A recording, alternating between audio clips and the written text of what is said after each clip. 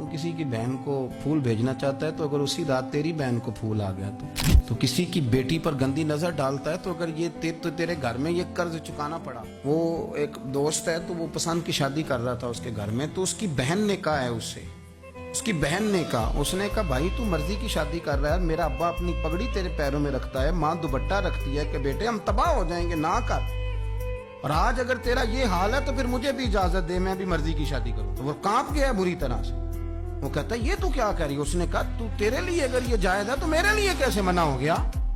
تو یہ کوئی مہذب قومیں نہیں جو ایسے کرتی ہیں, یہ کوئی تعلیم یافتہ ہونے کی یا گورا چٹا ہونے کی علامت کہ آپ کسی کو پھول بھیجیں گے, شرم نہیں آتی.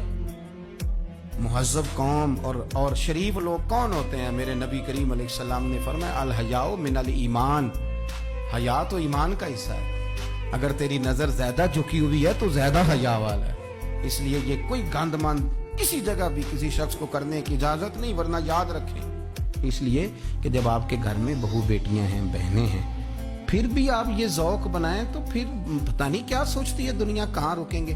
اس لیے یہ ساری رسومات ان لوگوں کی ہیں جو بے حیائی کو پروموٹ کرتے ہیں, اور پھر طرح طرح کے وائرس ان کی زندگیوں میں آتے ہیں, پھر ان کی لاشوں سے تعفن نکلتا ہے, تعفن, اور پھر یہ حال ہوتا ہے کہ وہ دفنانے کے نہیں جلائے جانے کے قابل ہو. اللہ سے ڈریں, اللہ ہمارے حال پہ رحم فرمائے.